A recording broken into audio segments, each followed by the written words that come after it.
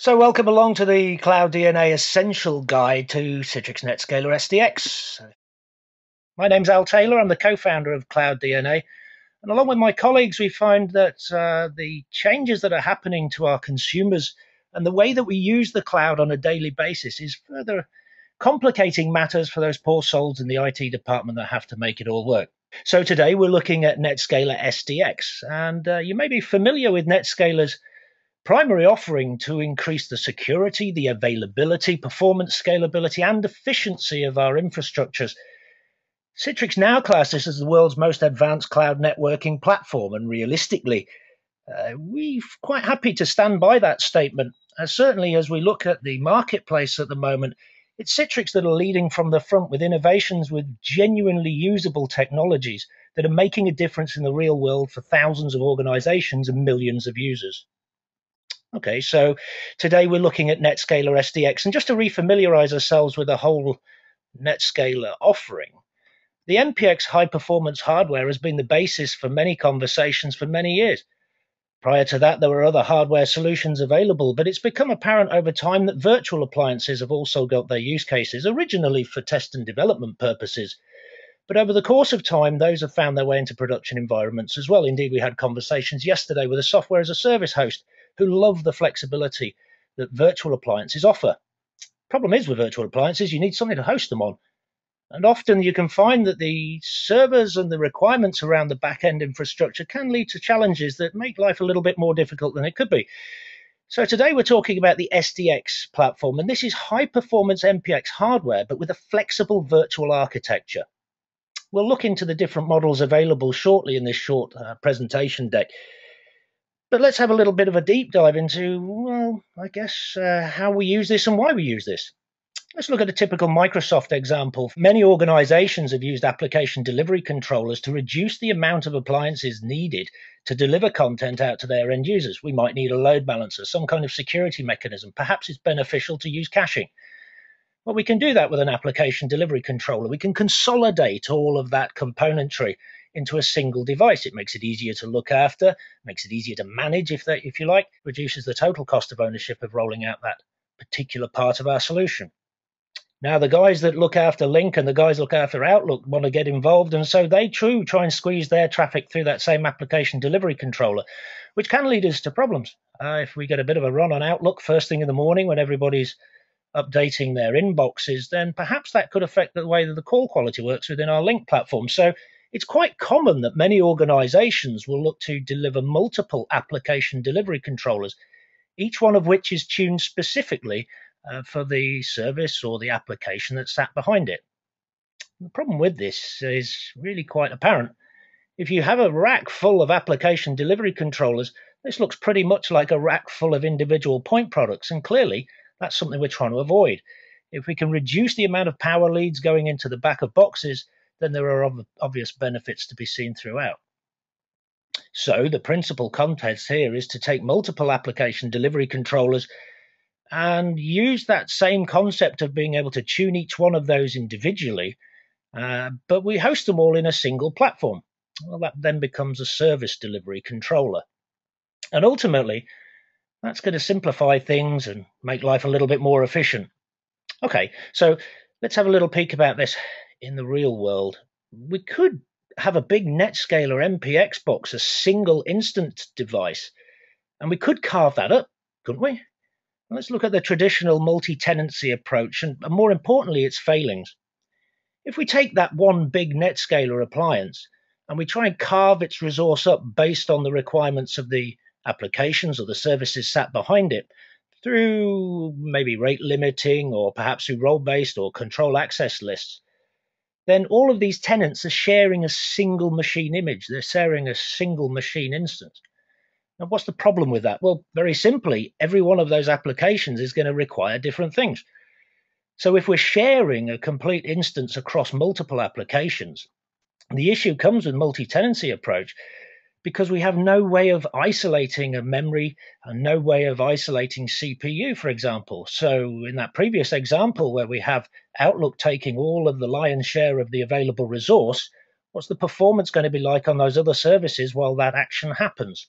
Similarly, with memory isolation, if we have applications that caching is beneficial on the application delivery controller, so that we're not regenerating the same content over and over again, but keeping a snapshot of it on the device, how do we isolate the right amount of memory for each one of those applications in the background? Similarly, with version independence, high availability, or lifecycle independence, all of this starts to get considerably more difficult to manage. Okay, so the principle behind that is quite simple. We need to find a better way of working. So here comes the NetScaler SDX. We've already mentioned it's high-performance hardware with a flexible virtual architecture. Even the entry-level NetScaler SDX models allow us to have up to 5 virtual machines running within that physical hardware.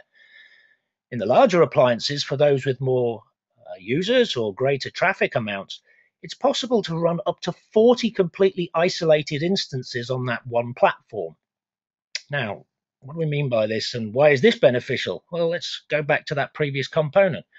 These are completely separate, isolated instances, not partitions.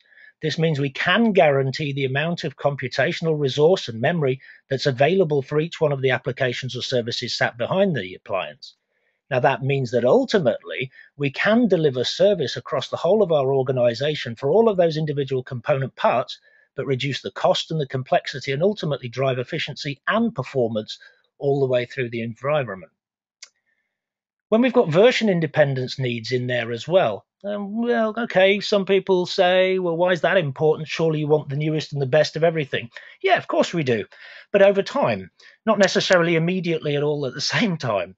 If you're familiar with the Citrix releases on their hardwares, you'll often see there'll be little enhancement releases, Es, particularly relevant if you're in the process of rolling out XenApp and XenDesktop to users on Android and Apple and other devices. Perhaps you need a very, very finite type of version on there to look after a specific requirement to your own environment. Perhaps you want to upgrade to the latest code, and we're due NetScaler 10.1 in the coming months.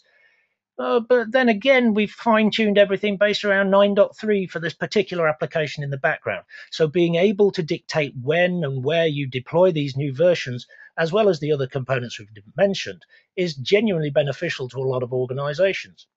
Similarly, with lifecycle independence and high availability, they follow the same kind of principles.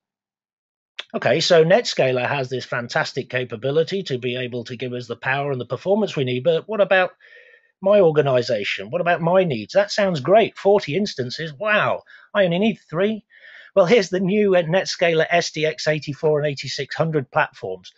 And these are offered between 4 and 6 gigabits of throughput for the platform, but up to 5 virtual instances in there. Need a bit more life? Okay, well, have a look at the next platform up. It's marketed as the SDX 11500 through to the 20500. The license key will dictate which one of those appliances you get, but the physical platform is the same in every instance. Now, again, if you think about this, we can see that that goes between 8 gigs and 42 gigs, so a massively scalable platform, and the ability to scale with up to 20 individual instances within that platform. But crucially, it's the same piece of tin every time. So if you need more instances than 10, buy some more and host them on the appliance.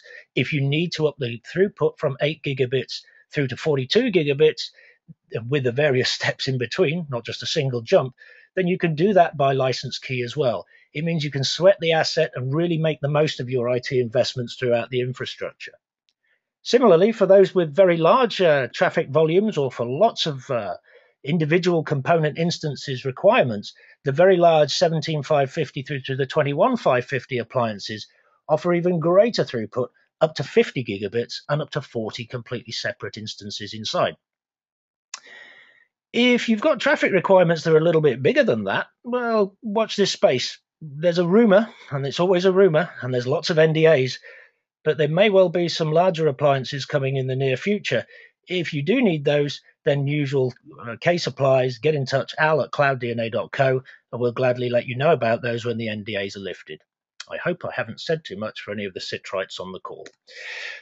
There are another 3 platforms available based on a different hardware chassis, but this is a little cloudDNA recommendation at the moment. These are the best buys. If you're going to buy SDX, go for one of these. And if you need help, as usual, get in touch and we'll do that for you. Okay, so As we're looking to deliver desktops, apps, voice and video as a service from our data center, the whole infrastructure isn't just revolved around Citrix. Of course it's not. So with the recent collaboration messaging from Cisco and from alternative partners such as Palo Alto and Blue Cat Networks and WebSense, we now start to find ourselves where NetScaler SDX becomes the beating heart, if you like, of our IT infrastructure. It becomes the orchestration device to not only control what our Citrix componentry is doing, but works in conjunction with the Cisco and with these other vendors to begin the process of allowing organizations to move from those very fixed and rigid architectures into a flexible open architecture. We know it at the moment as software-defined networking, and that started last year as a bit of a buzzword and a terminology and things that people were talking about, but is now starting to see some real traction in there. The principle of having an application delivery controller times 4 or times 5 or times 40 all hosted in one appliance is great.